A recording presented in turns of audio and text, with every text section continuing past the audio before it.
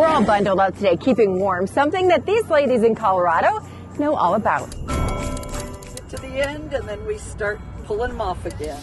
Those who know Barbara Lambright will tell you there is one thing she rarely leaves home without. She is always with her loom. She takes it in the car with her. She takes it when she goes to visit somebody. On holidays, she will be sitting there making hats all day long. And that's exactly what she was doing when we caught up with her.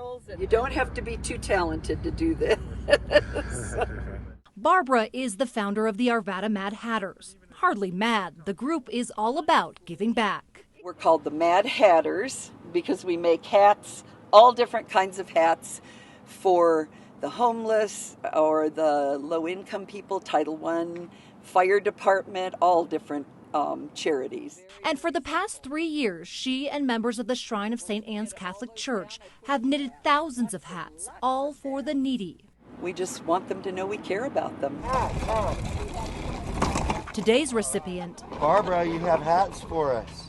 the Samaritan House Homeless Shelter, where the homeless can come and shop for basic needs, all for free. For her to be able to put this donation together before the weather changes is going to give us the stock that we need to help the folks that are in need when they need it. For the Samaritan House, donations like this are its lifeline. And for Barbara, it's a small act of gratitude for a life full of blessings. We've always given back, of our time, talent, and treasures, and this is a way of doing it. In Missouri, we found some creative people turning old uniforms into something new. A simple strand of thread is connecting an honorable past to a bright future.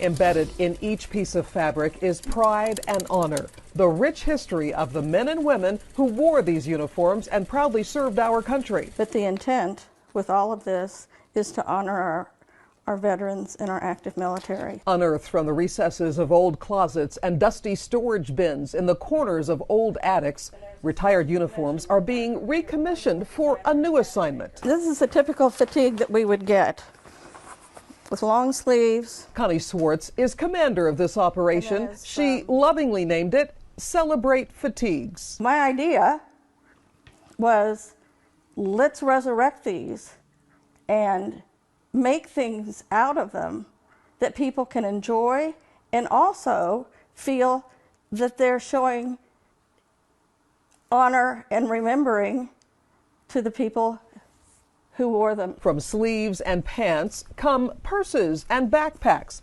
dog scarves, scrunchies, and face masks. Connie's husband, Barry, was a first lieutenant in the Army Security Agency. He served in Turkey during the Vietnam era. His uniforms were first on the assembly line. At least I know that someone is being able to use it, and therefore, along the way, someone is giving recognition to the service that not only I, but many people who served in the armed forces gave. There are multiple phases of this operation with multiple benefits. It's only fitting that the people armed with seam rippers and scissors separating seams and removing pockets are veterans at St. Michael's Veterans Center in Kansas City. They know the value of the first mission these uniforms served and the importance of the fabric's next tour of duty. And the nonprofit Sewing Lab is creating jobs as they create the new uniformed products.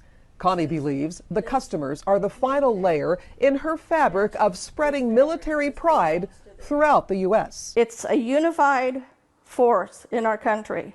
We don't have many of those right now. And this, to me, is a unified force that everybody can put their fingers and hands on. Repurposing a proud past and honoring our country's legacy.